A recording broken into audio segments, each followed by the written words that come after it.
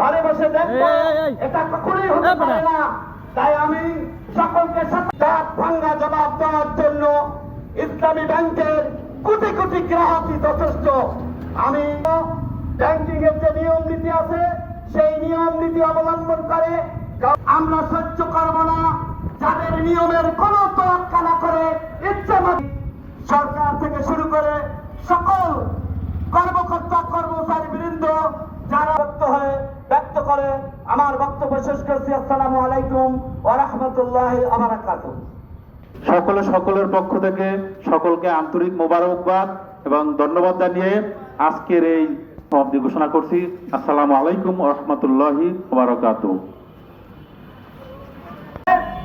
বর্তমানে একটি অশুভ চক্র একই পথে হাঁটা শুরু করেছে। আমরা দেখছি আবার ঘুরে দাঁড়ানো এই ব্যাংকটিকে ধ্বংস করার জন্য একটি অশুভ চক্র তাদের পিছে আবার লেগেছে।